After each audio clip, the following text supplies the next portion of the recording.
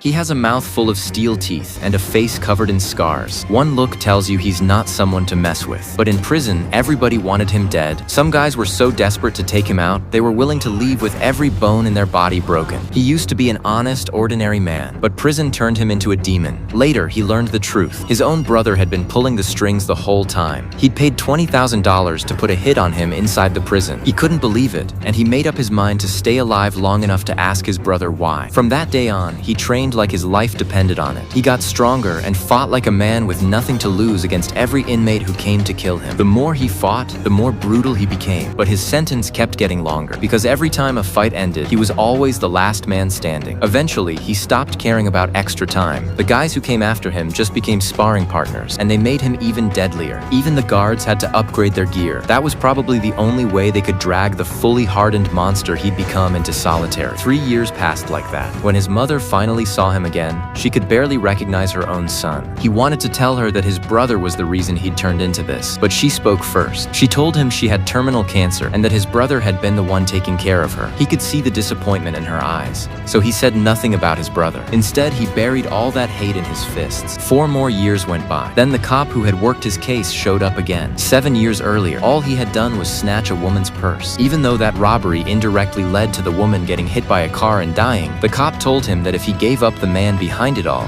his own brother, he would only serve time for robbery. But he kept his mouth shut. Now 7 years had passed, and the cop still couldn't understand why he was protecting his brother. Just as the cop was about to leave, he finally changed his mind. But he had one condition. He wanted to see his dying mother one more time. The cop agreed, but by the time he got to the hospital, all he found was his mother's cold body. In that moment, revenge was the only thing left in his mind. So on the way back to prison, he beat down the 2 guards escorting him. Before he settled things with his brother, everyone else involved was going to pay too. He tracked down his brother's bar. Most of his brother's crew were there, but he didn't make a move right away. He stood off to the side and listened as they talked about the demon who had taken out one of their own the night before. None of them realized that demon was standing right in front of them. As Kane listened to them describe what happened, he couldn't help laughing. That laugh drew over the gang's leader. Kane calmly retold the whole thing in detail, practically confessing to their faces that he was the one who killed the man. That set another guy off, and he charged straight at him. That was the moment Kane's revenge began. The man who had sent him to steal in the first place finally showed up, but he didn't take Kane seriously at all. To him, a guy who had spent 7 years in prison was nothing special.